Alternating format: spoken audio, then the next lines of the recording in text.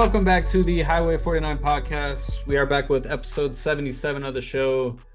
And tonight we are talking about the Charlotte 49ers opening week press conference with Biff Poggi.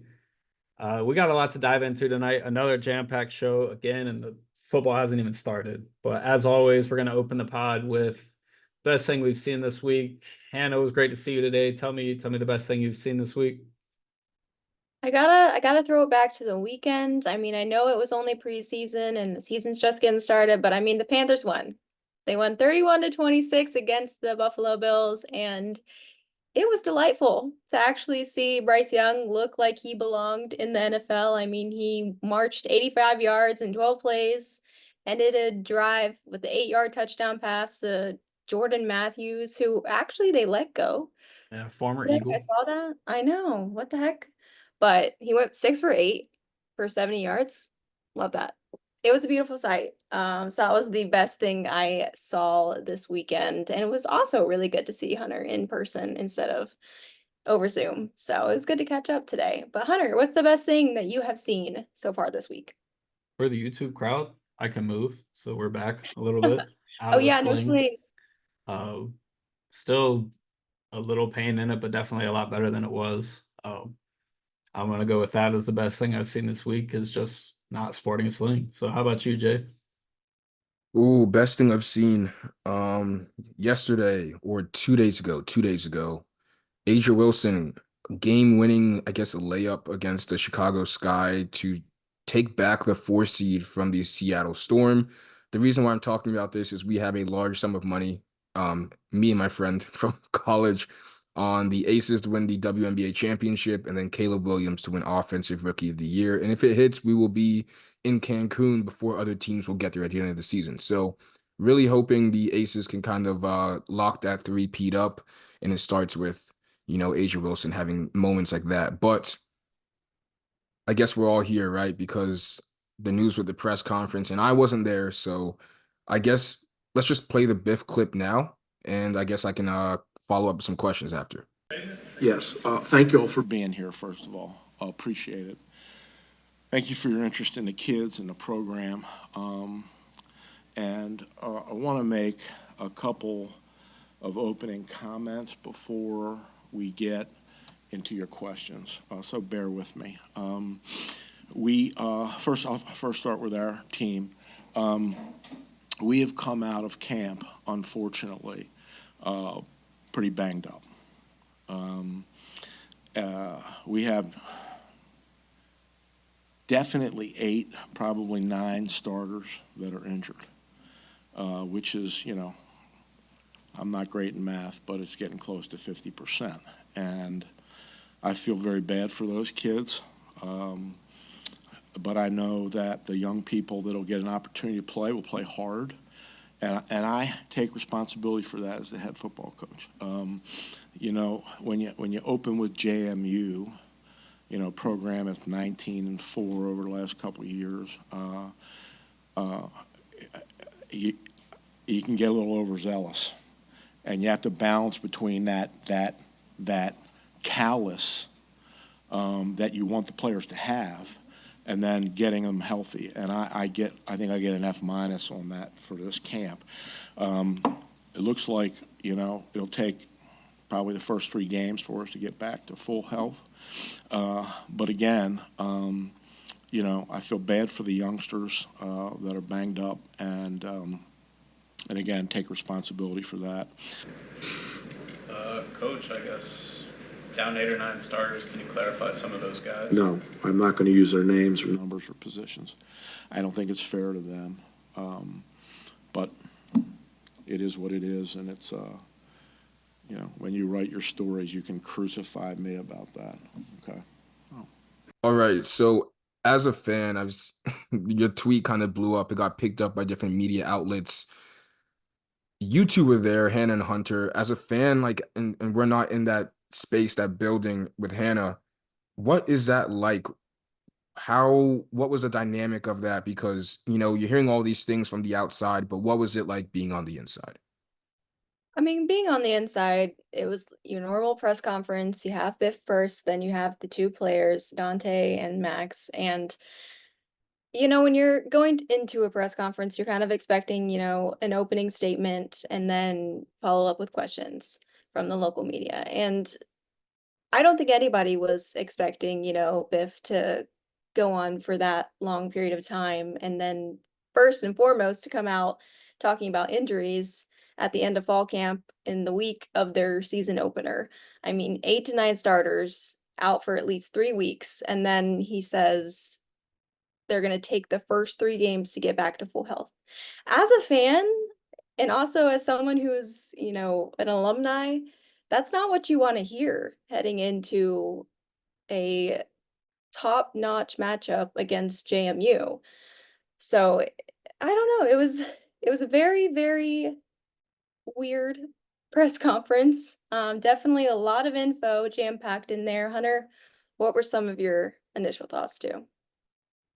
Yeah, I tweeted it and I stand by it. That was probably the weirdest presser I've been to, and we've had some weird ones. I mean, the Warpath stuff last year, there was a lot of things in Healy's tenure that were kind of odd, but today, to open your season 4 days before a home opener, nationally televised, and come out and say we're down 8 to 9 starters, nearly half the team, blame it all on himself. They won't be back for most of the non-con, which is a tough non-con. We've talked about that on here.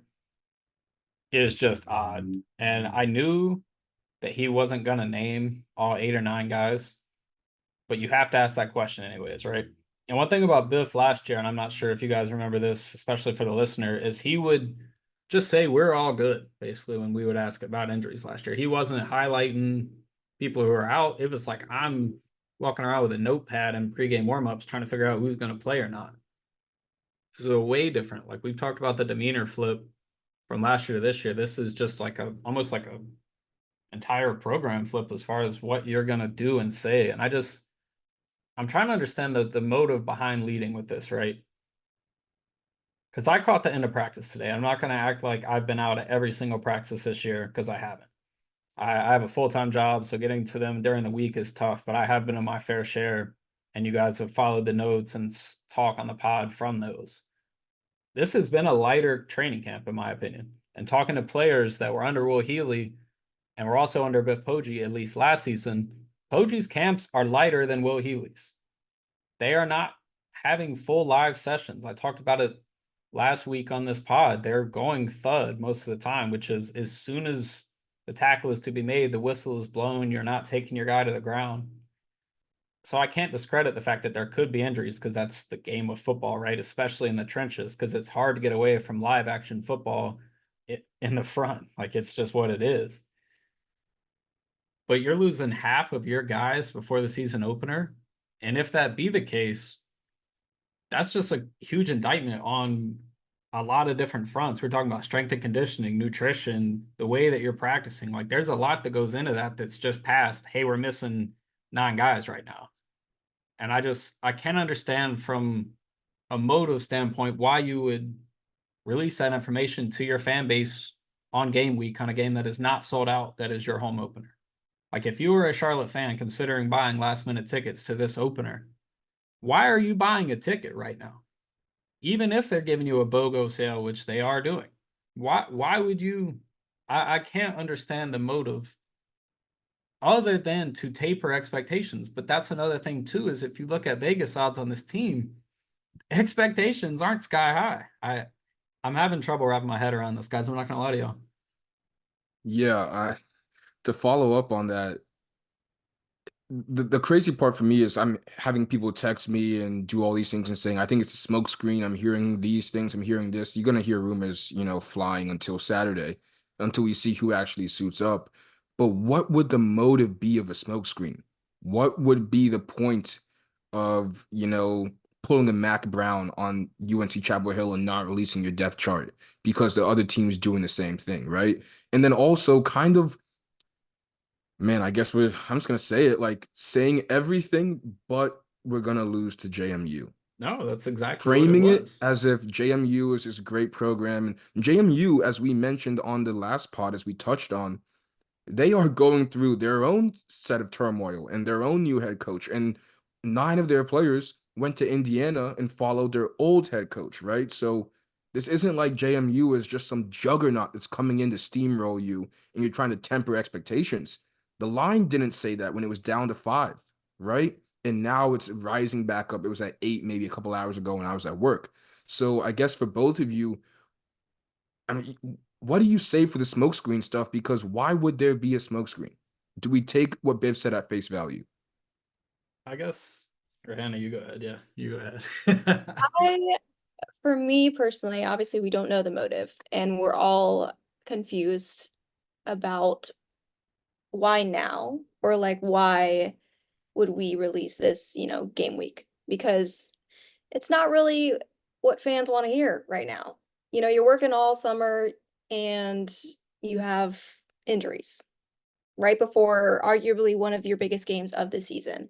And Jeremy, you're right. Like JMU is also going through a transition as well. So it's like it's a clean slate for everybody. It's week 1. So I'm not sure why, if you're trying to cover bases or if you're trying to go into a game and then you come out with a victory, saying, oh, well, this is what we had, but we did this, or like a sneak attack sort of thing. I don't know. I'm not quite sure the motive behind it because if it is injuries, I hate that for the team. I hate that for, the fans that have been waiting to see some of the new guys. I hate that for, the players who are younger looking to get their first start on the field.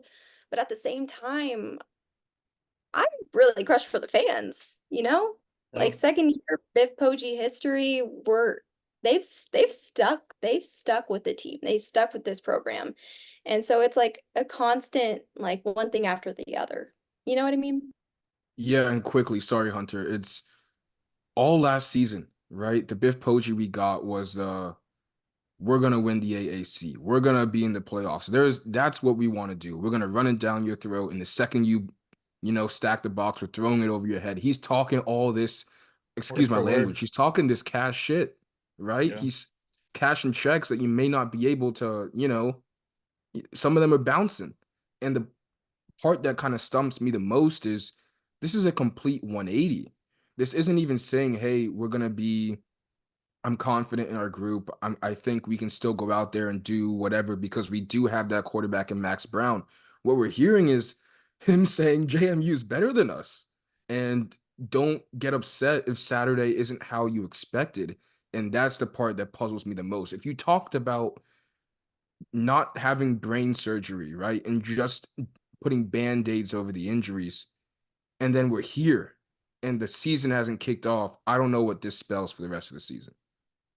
That's part of it. And back to Hannah's point on the smoke screen, the only motive as far as JMU doing that is they're not announcing a starting quarterback. They're more than likely going to play 2 of them. And we talked about Dylan Morris on there. They have a returner who started their game last season. He's more of a mobile guy. You're probably going to see both of them. But at that point, most teams do that. North Carolina, their week 2 opponent is doing the same thing. And guess who did that all of last year? That last year. Charlotte.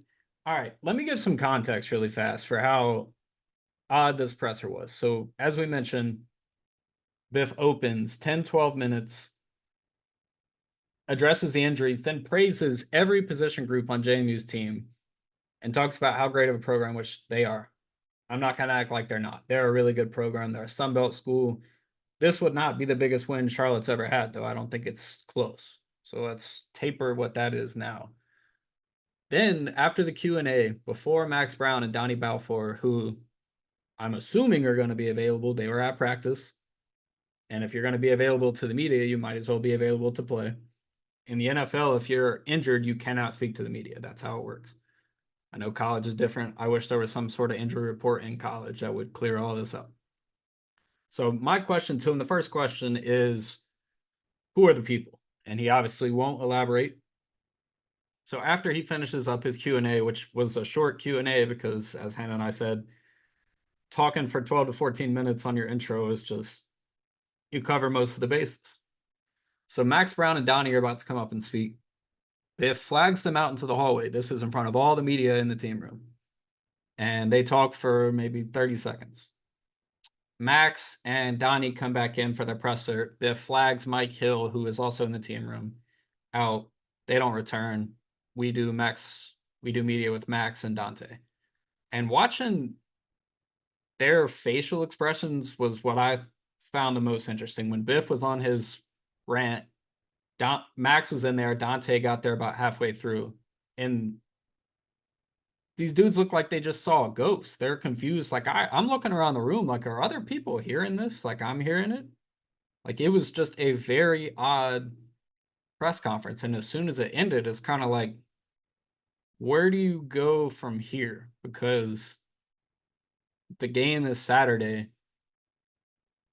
And what you have on the depth chart, apparently, and let me clear this up too, the depth chart that is released that we'll get into later in the show does not reflect these injuries. So we'll compare it to some of the notes that I had through the offseason, but that was super interesting. And I just think the context of that is super important for this conversation we're having. I think it's important for us to say this. Highway 49 is not saying that Biff is, lying to the media or he's saying something that isn't true or whatever. We're just saying we're just as shocked as everybody else is hearing this news as it came live. And Exactly. the last point I want to get to before I guess we kind of segue a little bit, because I do have one more question for y'all, is Biff the whole season or like the whole offseason is talking about Charlotte's crowd, right? We need to be there. We need you guys' support. We need the collective, and we'll touch some NIL stuff later on, responding to a fan, or not a fan, but one of the listeners of the pod. Thank you again for reaching out. But these are the games, right, where you have recruits who are homegrown, Charlotte natives. You always talk about wanting to recruit in your backyard. So guess what? You have an opportunity for an 8 p.m. game against JMU, a team that has consistent success, sustainable success. On ESPNU, by the way. Like this On is televised. ESPNU. Thank you. And it's a night game under the lights to kick off the season with a new quarterback that you have been praising and lauding for the entire offseason. And fans are saying, oh, this is it. We didn't have the quarterback. We didn't have the guy behind the helm, like man in the middle, or, the leader that we needed last season. Biff always talks about having that eraser. Well, you got one at quarterback. So then the expectations going into this game, even if you lose to JMU because you were the underdog, right? You were the underdog. These are the games that make people know Charlotte is on the map. These are the games that you have at Jerry Richardson Stadium where the crowd's into it in a third quarter game, one possession game. Your defense has a chance to make a stop on 3rd and 6, right? And you're looking around and you're saying, this is what we want Charlotte to be. This is the identity. This is the atmosphere we want. And then when you come out on a Tuesday presser and say this, it completely makes fans go, why should I go to the game? And I've been in college. I'm 3 years removed from college. And I remember sometimes when you're at the tailgate and you're a student and you're like, oh, I don't think we're going to win this one. Let's just stay at the tailgate and keep drinking, right? If you're in the parking lot or you're with your family and you're grilling up and you're saying, wow, I'm having a great time right now. Do I really want to go and walk into that stadium and see 9 starters not playing, 8 starters not playing? That's the biggest thing for me, where it's like, these games are so big for your future, not just the present. The micro is, dang, we're going to lose to JMU. We will have players out for 3 weeks. Won't be fully healthy till maybe week 4. The macro is, we need to use these big games in order to spur the organization, the program to where we want to see. So I guess, what's your guys' take on that? Because like you guys said, as alumni, as fans, for you guys, it means that much more. And how does that make you feel? How does that make fans feel if your coach is all but conceding the game before it even kicks off? I'm dumbfounded right now. I think managing expectations is one thing, right? You don't want, especially after last year, you don't want people to think that you're going to replicate those same comments, right? We're winning the AAC, we're doing this, we're doing that. But if you're trying to bring the fan base back to earth, I really don't think that they are that high over their heels, right? Like, it's just an interest. The whole thing is weird to me. I'm not going to lie to you guys. Like, if Charlotte is down 8 or 9 starters, if they're not down 8 or 9 starters, what they put on the field, and here's the biggest thing. What has Biff Poggi said the most about this team? He has raved about the depth of this team. How many new players? 71 new players. How many of them are from Power 5 schools? How many of them are not from St. Francis? That's been the message this whole time. So at that point, what does your depth look like? Because if you got to find 8 or 9 guys to come in, now's the time, right? This team is more equipped to deal with that. NIL we'll talk about later. We talked a lot about Deshaun Purdy as a backup quarterback, a different crop of receivers, a whole new O-line.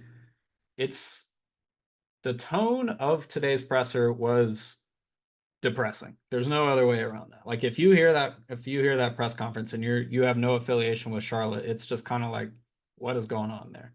It doesn't make any sense. And then when you add the context of everything else that surrounded that, everything else that was said before, it's just confusing because the reality of the situation is Saturday night, 8 p.m., the season starts. Whether they have those 8 or 9 starters or not, they play JMU on Saturday night. It's just an odd time to make those statements. That's all I got. I know some people within the football organization, the program listens to these pods, so I'll just address them, head on. It sounds like we're speculating. This sounds like a speculation pod because you know what? That's what you did. You didn't even name the players who are going to be injured, so we can't do our jobs and say, oh, when fans ask, oh, who will be replacing the safety one? We can't even answer those because we ourselves don't know who's playing and who's not playing. So when you hear this, when you listen to this and you hear us saying these things, if you gave us a little more information, it would be easier to kind of break down what we're witnessing. But to kind of drop, hey, 45% of the starters aren't playing. Who are they? You don't know. We can't tell you. That's like a whole nother thing, man. Like, what do you do with that? But my question to you guys, I'll start with Hannah, is if he says 8 players are out, 8 players are out, how does Charlotte go about this JMU game? I mean, I feel like they have to go about it just like they were if they had the 8 or 9 players. I mean, they have to protect the ball. I think that's first and foremost. I mean, Biff even said that today. They have to play clean and sound football. Against this team, I mean, if they're going with 2 quarterbacks, I mean, one's really shifty, one has a great arm. One has a lot of experience under his belt, and the other is a redshirt sophomore. So you have some inexperience, you have a lot of experience. So you're going up against a lot of really good guys too, as well on defense. I mean, I think they have a linebacker that is a redshirt senior, Jacob Dobbs, and he is really good. He was like one of the 51 players named to the Butkus Award watch list, which is given annually to the best linebacker in college football. So like they're stacked. They have a lot of guys that are going to be tough to play on Saturday, but they have to play like they would, with or without those 8 or 9 starters. It doesn't matter. It's a new season. It's a new opportunity to show all of Niner Nation what they've been working on this entire summer camp, like fall camp, summer camp. It's all of the fundamentals. I mean, Biff, I think the biggest thing for me is all summer and like at last week's or a couple weeks ago, their press conference, he said, I feel really good about this firm foundation, like this solid foundation that we're building. And I don't know, as a fan, as someone who works in the media for the school, wants to see this school succeed as well as this program, you love to hear that. You love to hear that there's a solid foundation moving forward. It's a marathon, not a sprint. So to come out with this information today, I feel like it's if it is true, you move forward with it. If it's not, you continue on. It's just the name of the game at this point, I feel like. Well, that's the thing about college football. Like the depth chart stuff, like I said, we're going to get into it. All that shit is cloak and dagger, smoke and mirrors stuff, anyways, right? Where you see Clemson and Georgia aren't releasing theirs, they're playing that game. And I asked this question today. I couldn't really get a good answer from Max and Dante because always you can never say enough. But how do you prepare for a team that has 71 new players like Charlotte, right? And you're talking about JMU, who's in a similar boat, completely new staff, 5 or 6 returning starters, guys from everywhere. So how do you prepare for something like that, let alone with Charlotte missing 8 or 9 of the guys that you assume that we're going to play? That's the thing is at least to the outside world, starters hadn't even been named other than Max Brown. You know what I'm saying? Like, we know he's going to be the guy.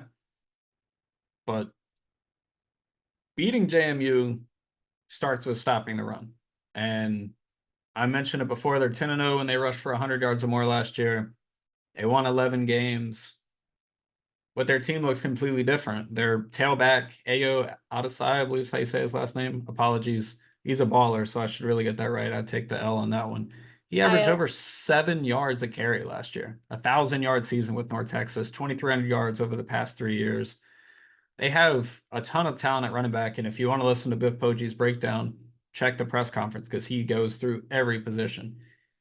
Beating this team starts with stopping the run, and that's where Ryan Osborn comes into effect here. And I think that's the matchup that we've talked about on here, and I'm going to plug some audio from him in a minute, but it's Dean Kennedy, JMU's offensive coordinator, against Ryan Osborn, Charlotte's defensive coordinator. They go back as far as 2017 with Mississippi State. I did not even know that. I thought it was just Florida in 2019. Ryan was supposed to go to his wedding this summer. There was some things that came up with that. He gets into all of that. It's a really interesting battle because, Jeremy, if I'm playing you in Madden and I play you over and over and over, I'm going to pick up on your skill set, right? I'm going to know what you're doing on 3rd and short. I know if you're going for this 4th down, if you might throw a fake punt in. When you know someone, when you work with someone, it's a totally different deal than it is going against a random opponent that you don't have that much chemistry against or with. I think that's the chess match of this game, and I'm going to go ahead and plug the Ryan Osborn audio here. Appreciate you taking the time on game week to sit down with me. Salute. All right, so I know you guys go way back to Florida days, right? 2019? Yeah, Mississippi State, 2017. Oh, wow, even further. Okay. So what is that relationship like, and what are you looking forward to most about Saturday? Yeah, Dean and Lauren, his wife, are good friends. 2 summers ago, me and Nina and him and Lauren were in Japan together. I love Dean. Dean's a great friend. We worked together at Mississippi State, Florida, obviously state contact. He's from Massachusetts, just like myself, so our relationship's pretty fluid. I mean, we last year when they were about to play BC, I gave them some things that would probably affect the defense based on how they aligned. And if you watch that game, they ended up playing pretty well against them and almost winning that game. And he's a great football coach. He's a great person, great guy. So I look forward to the battle. It's going to be a chess match going back and forth against him. He's a really smart coach, and I expect the game to be a back and forth between us, which is going to be awesome. Because he's got a pretty good roster, and I think we got a pretty good roster. So it'd definitely be a chess match. There'll probably be some new wrinkles and some stuff that he's done, and I look forward to that challenge, having to adjust mid-game and going through that. And but as a person, great person, obviously, I really enjoy spending time with him and his wife. I was supposed to go to his wedding. Unfortunately, my grandmother passed away, so I couldn't go, which sort of stunk. But I was in Ireland with my mother, and my flight was supposed to go to Naples to go to the wedding, and I regret missing that. And but I look forward to seeing him on Saturday and catching up, And so, but he's a great friend, and I know he's going to have a lot of success at JMU, just not on Saturday. Is that I feel like a switch flips, I guess, rather, when you go up against someone you have familiarity with? No, I mean, I approach everything the same. I mean, I've been texting him the last couple weeks, obviously texting him during, I just, I talk to the guy a lot, Fun. And so, I mean, I would say it's like anything else. It's just like when the foot hits the ball, I'm playing against GMU, I'm not playing against Dean, and I got to handle whatever they put out. And, but for the most part, I wouldn't, at the end of the game, win, lose, or draw. I may be disappointed in the result. He may be disappointed in the result, but we're still going to be close friends and still talk throughout the season. We actually have a couple games that we're playing against mutual opponents. I mean, Gardner-Webb, UNC, so there's a lot of carryover there, and but I expect the game to be back and forth, which I'm looking forward to. Definitely, knowing they came out and said they won't name a starter. What does that change for you, knowing 2 guys? That Nothing. Yeah, I played against Dylan Morris Is that Michigan? Barnett, yeah, and I know Barnett. I mean, Barnett was their starter last year, got pulled after week 1. He's probably got a huge chip on his shoulder. You know, they both do some good things, throwing and running. Yeah, we'll be good to go. Either one that comes out there, we got to play. We got to play football. So, Gotcha, man. put the ball down. Let's roll. And last question, as far as the depth goes on this team, you would say this year's team is much deeper than last year's? Yeah, I mean, you know, it's like anything else. It's however you visualize it. I mean, I've been on record saying that I felt like we did a really good job of putting a defense together, specifically talking about the defense, because I didn't have control over anyone else. But I feel like we've put a defense together that we are proud of going into week 1. And I think we have the pieces required and needed to withstand a 12-week season and give us a chance to win the AAC. And that I am proud of. Now it's time to put the ball down and let's roll. With that, guys, like we mentioned, I mean, there's a lot of talk going on about things off the field, but the most important thing for this team is on the field Saturday. So this depth chart that we're about to go through is not indicative. Wow, I can't say that word. I'm just going to try another word. Is not reflecting the injuries that have been aforementioned in this pod and at the presser today. So Hannah, talk us through some of this depth chart. And as you guys know, there's plenty of ors, and we're just going to exclude those and go 11-0, 11D. Yeah, so offense, obviously quarterback, number 1, Max Brown, running back, Teron Kelman, tight end, Jake Clemens, other tight end, Colin Weber, wide receiver, Justin Olson, and then wide receiver, Sean Brown, which was or Omega Blake, which I thought was a little interesting. Wide receiver, Therese Trainer, left tackle, Jordan Herman, left guard, Jordan Moko, center, Johnny King, right guard, Mitchell Mays, right tackle, Kendall Stanley. And then we have defense, defensive end, Dre Butler, defensive tackle, Charlie Jackson, defensive tackle, Des Morgan, defensive end, Stone Handy, left back, Osita Ikwanu, linebacker, Prince That's Bima, some soccer talk. linebacker, Reed Williford, cornerback, Dante Balfour, and then Elijah Culp, safety, Ali, and then safety, Jaquarius Conley. So initial thoughts on that. The O-line is pretty close to what I've seen all summer, other than Kendall Stanley working his way into that group, if that is accurate. He suffered a really bad injury midway through last season, but put a lot of work in to get back to that point. I hadn't seen him with the 1s most of practice, but definitely with the 2s. And then Mitchell Mays, he's swap between right guard, right tackle quite a bit. I think he's going to play both position. I asked him about that, where he feels the most comfortable, and he said anywhere to help the team win. So you love to have someone like that, especially coming from Clemson. I thought it was interesting that Osita Ikwanu was listed as one of the starters. He's definitely played a lot, but Donovan Spellman has played a ton as well. So interesting there. Quite a few guys in the DB room that you're excited about. Donnie Balfour, Culp, we've talked a lot about on here. And then Mordecai McDaniel is kind of the wild card, in my opinion. He's one of the ors. He was with Osborn at Florida. He's come a long way, and he's been impressive in practice as well. So as far as all the guys that are going to play from this list, I'll be interested to see some of the injuries that I've seen. Des Morgan went down a couple times there in practice, but always bounced back and was there the next day. Jordan Moko dealt with a knee during camp, but he was right back in the lineup. So a lot of in and out as far as rotations, but you expect that during camp, right? Practice is practice. We talked about that. You want to see how these groups are going to gel together. And I'm looking forward to kind of seeing, especially at receiver, who is going to make them an impact. One of the names I didn't see on there that I was shocked about was Dwayne Thomas is not in the 6 receivers listed on that group. I think he's going to contribute a lot this year in the slot along with Jairus. So that was one name I was shocked not to see. As far as depth charts, like I said, all across college football, that's cloak and dagger stuff. They're going to list names like Will Healy tried to hide Grant Dubose under Trey Good. No offense to Trey Good at all. Solid player. But Grant Dubose is, I mean, what did he do against Duke in the opener, right?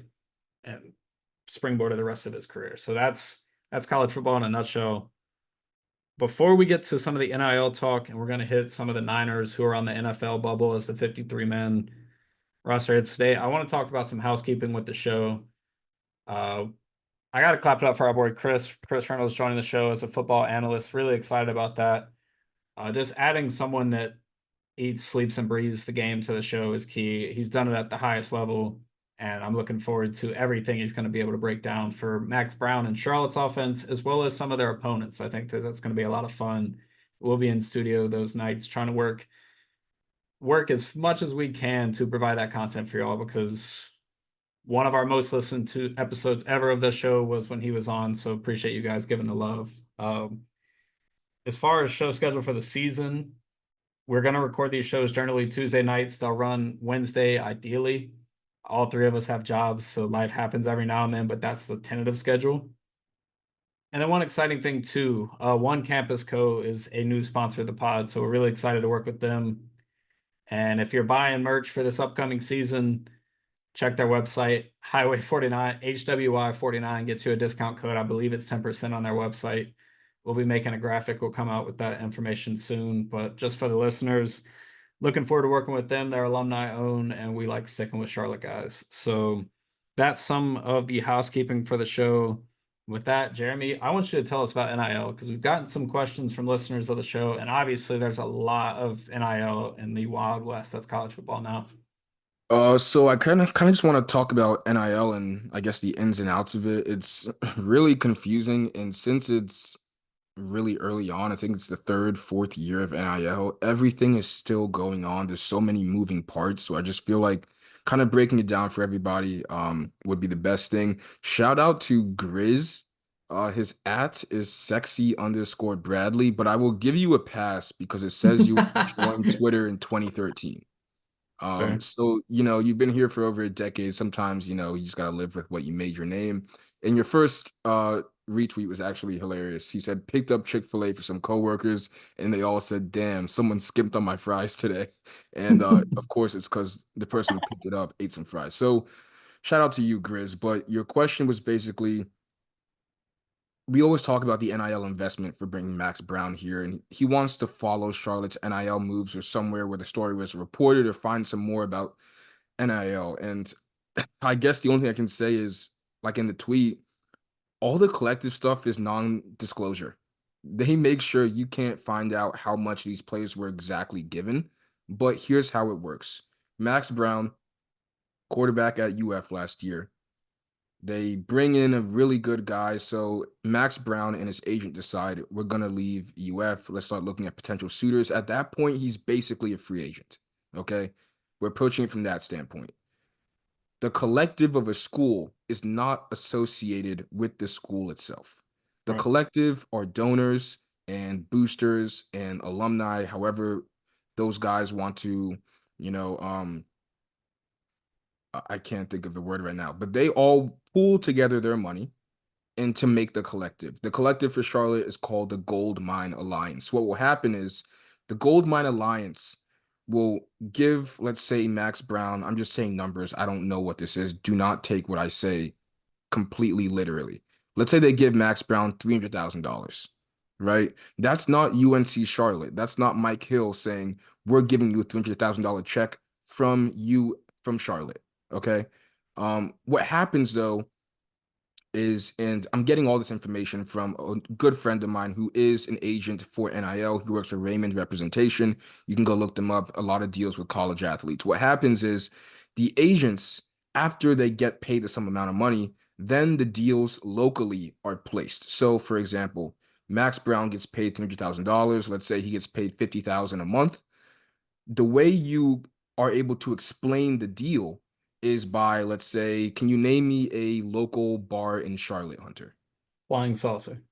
Flying Saucer, right? The bar itself isn't giving Max the 50,000, but the hospitality group that comprises those Flying Saucer and these other bars are then saying, we're going to use you for this ad to explain why we gave you the $200,000, because you can't just give guys blank checks without having it come back to some sort of NIL deal. Again, you don't know what's independent and you don't know what is a collective deal. For example, if a player does a deal with Wendy's, the Wendy's deal doesn't go into the money that came from the collective. That does not come from the $300,000. That's completely separate. That's Max and his agent doing something on their own. However, local restaurants, local bars, local institutions, a lot of times car dealerships are a big way that this is done, where these players are getting these sums of money. However, later on in the year, now they have to do that deal with Flying Saucer. Now they have to do these things, but those guys aren't just giving them a $20,000 check, right? So I think there's a big misconception that the bigger the school, the more money they have, meaning Georgia can just throw these players $1.5 million out of their pockets. It's not coming out of their pockets. And this is another reason, and this brings us all the way back to the beginning of what we were talking about, how we started this off with the presser, right? Biff Poggi for the whole offseason was talking about how important NIL is in this sphere. We have Aaron Fern talking about how important NIL is in this sphere. Well, the way that NIL is going to work is by having fans and boosters, you know, giving money to the collective. But again, when you have things like JMU, when you have these pressers, it discourages people from doing that. So one last time, Max Brown is a free agent. Charlotte says, or Charlotte's collective says, hey, we'd like to give you this sum of money. However, we want to disperse it over some months, and then we want to have these local Charlotte institutions and groups be able to kind of eat at the same table as you are, and they will kind of disperse the money. However, it's not coming from the actual university, which I think is a big misconception around people. Right. And I think that's a beautiful breakdown. Appreciate you doing the background work on that, making that happen. And you're exactly right. Go ahead, Jay. One last thing, I'm sorry. So schools aren't technically allowed to be involved in NIL until next season, which is why I said there's so many moving parts, because next season, a school can now do what I was just saying they couldn't do. Alabama just hired a GM for their football program, a GM. So their entire game plan is changing. However, boosters are able to maintain some sort of control because they are part of the collective. So I don't think that will go away. But what you will see soon, and this is the crazy part about NIL, and this is the most important thing you should take away from what I'm going to say. We might start seeing LeBron James type of deals for these college players. And what I mean by that is not going long term, going short term, because the cap 1+1 deals. +1 deals, because, for example, Max Brown, and I don't know what he signed for. I don't know any of these specifics. So again, do not take what I'm saying completely literally. It would be, let's say, not the smartest decision for him to sign a 2-year deal.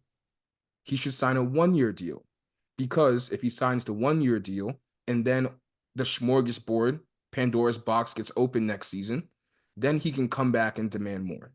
Right? So what you're seeing is college players, if you're a sophomore, don't sign a 2-year deal, don't sign a 3-year deal, sign the 1, come back, play well, and then get your bag the next season, because the cap is always rising.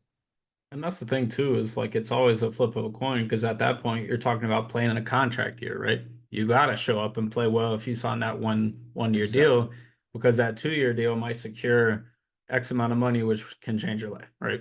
We're talking about Charlotte versus a lot of these other schools. So this is not generational wealth that we're talking about. And I don't mean that negatively towards the collective, because I know they do hard work over there to make sure that athletes come to Charlotte and stay in Charlotte. But Aaron Fern went on record and said, you look at a team in the AAC, that's $1 million team. That's a $2 million team. We got to compete against that. And he's exactly right. It is free agency, and players, I think it makes sense in that way for there to be contracts involved. Like if you're Charlotte and you get Max Brown, all right, here's a Hellcat and 40,000. I don't know, right? I mean, there's college basketball players driving Cybertrucks around campus, not at Charlotte, but at some of these bigger schools. So Charlotte is a small drop in what is a huge bucket of NIL, and they're obviously working to continue growing that. And I think how on the field results are going to make people like David Raven or the people that funded the docuseries want to donate more money, right? That's the biggest thing here, right? So you talk about how big a season is and how one bowl appearance in a 13-ish year program. I mean, they started in 2013, so 12 years. Sorry, guys. You got to continue to win, or you got to start to win, and that's really the basis of this. And one last time, I'm beating a dead horse here. Charlotte isn't giving Max Brown a Hellcat, No. right? And the Hellcat is just an example. Charlotte isn't giving someone a car. It's the collective. Mhm. It's the complete pool of donors, alumni, sponsors that are doing that. It's not directly through the school. And like you said one last time, let's say you beat JMU or not even beat them, you have a really good showcase. Max Brown goes out and balls, right? And you are in a one possession game in the fourth quarter. Then you go to the presser, and the smart thing to say would be, we got the building blocks. We have our quarterback, but we don't have maybe the offensive weapons we want, or we don't have the right defensive guys yet. And then you put the onus on the fan base, right? On the alumni, saying, we're almost there. If you guys can do your part now, let us keep doing our part with the money, and we can, all eat together. But when you have pressers like that and you set expectations that low, it just discourages everybody in the fan base and boosters and everyone together as like, wait, why am I giving my hard worked money? Why am I to either pay for a ticket to go to the game or to send to the collective if we're still not getting the results that we want to see? And that's the thing here is like best case scenario is Charlotte comes out this season and just knocks expectations out of the park, right? They beat JMU on Saturday. They have a good season. They win 6+ games. They go to a bowl. That is picture perfect for this program, right? Because there's pressure on Biff Poggi after a 3-9 season with the claims. There's pressure on Mike Hillis as a second hire. Like they need there to be success. Like that is you're talking about taking a program. They have made steps. Don't get me wrong. And Jeremy has addressed it twice. I'm going to do it myself. This isn't a beat down on Charlotte podcast. This is not Hannah and I are alums. Jeremy's from the area. He's a semi-alum in my mind.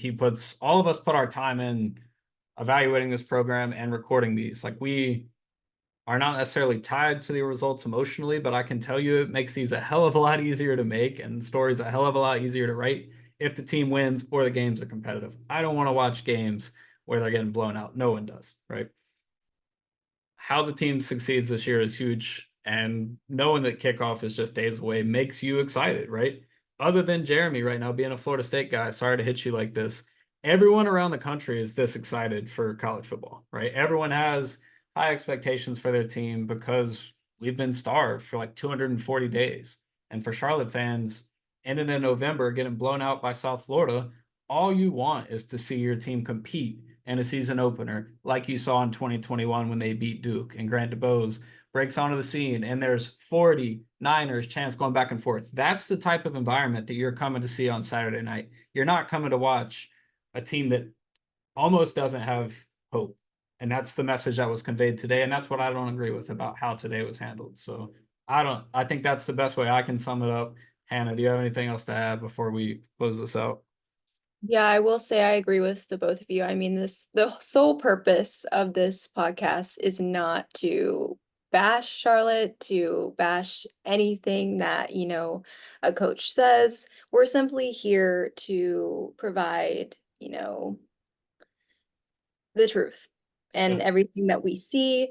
That's our job as reporters, as individuals who work in the media industry.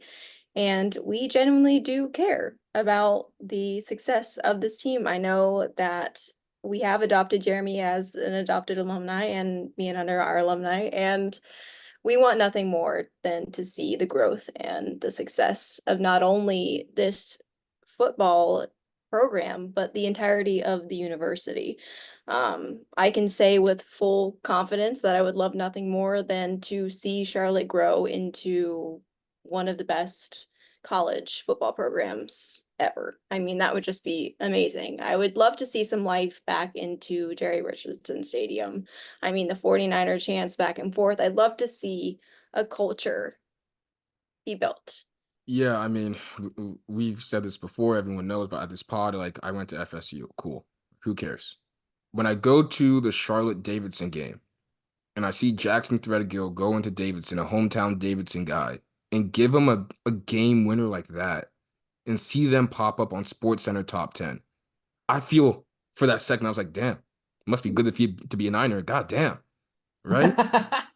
Like, I was like, I'm courtside when he hits it. He's shoots it in line with where I'm at, so I can see it like going in, and I'm right there when the celebration happens. And it's crazy seeing it on SportsCenter because I'm like, this is really cool for the school, for the program, for everything Charlotte wants to be. Watching last year versus Maryland, and Demetrius Knight has a pick six, and I'm pre-gaming with my friends. I'll tell you it straight up, right? I wasn't planning on going out. It was an away game. They're in Maryland. And I have my friends who don't know much about Charlotte asking me, wait, they're on NBC right now. Yeah. They just had a pick six and they're up however what the score was. 14-0. Yeah. 14-0 on Maryland. And Talia Tagovailoa, Tua's younger brother, is going out there. That's a notable name. Yeah. And I'm just saying, like, these are the moments that make your school pop out and stand out, right? Yeah. And you have to try and replicate that with JMU. So at this point, no matter what happened with the presser, like Hunter said, you still got to lace them up. Still got to put on the pads. Still got to go out with JMU. And I guess we'll see when those lights are, when those lights are brightest on Saturday night. We'll see what happens, man. Definitely. I know quite a few Charlotte alums. People should be excited about coming to the game. Alex Highsmith, Chris Reynolds will be there. Quite a few different guys coming back. Some former Niders aren't necessarily as notable as, Highsmith, who's top of the line in the NFL. But it should be a really good environment. Last time I talked with Mike Hill last week, there were 1,800 tickets left. I believe that number is cut in half about this time. That stadium should be very close to capacity, and you're looking for a game that you've been thinking about for 240 plus days. Last thing we'll hit before we wrap this up, a couple Niners in the NFL, some news today with roster cuts. It was a tough day for Niner Nation as far as that goes. Alex Highsmith and Larry Ogunjobi are still with the Steelers. Marquise Watts is still with the Tampa Bay Buccaneers, which is still an awesome story, going from undrafted to making that roster. And then Nate Davis is still with Chicago. There were a couple cuts. Cam Lyons, a long snapper who was with the Bears, was cut. But then the other long snapper was placed on IR, so they don't currently have one on the roster. So it sounds like there's a chance that he's going to come back. Interesting situation. I know he's sitting by the phone. That's the agent game, Jeremy. That shit is wild. I can't imagine being an undrafted free agent and just waiting on a phone call, hoping that someone wants to sign you. Another one, Timmy Horn, super tough injury for him. He tore his Achilles a couple nights ago. He got cut from the New York Giants after being an undrafted guy, signing with Atlanta out of college. And then I think the toughest one, the one that I was most shocked about too, is Granted Bowes doesn't make the roster's 53-man or the Packers 53-man roster. That dude is going to get picked up somewhere, right? He had a solid preseason, and not even just as a receiver. He's one of the better special teams guy, and he was like that at Charlotte. So I look for him to get picked up by somebody. If not, he'll definitely return to Green Bay's practice squad, which still a nice little gig for him. So rooting for the Niners in the NFL. Julius Walshoff is another one I didn't mention. He also he's got an odd situation, so I'm not going to elaborate on that because he has the international player exemption. So I got to see what happens with him before I lay that out. But if you're a 49er fan of the NFL, the Steelers are still your fan or still your favorite team. So watch out for those guys. And yeah, it's game week, guys. So tune in to the Highway 49 podcast next week. We'll break the game down, preview week 2, and give you guys everything you need to know about this team. So as always, thanks for tuning in, and we'll be back soon.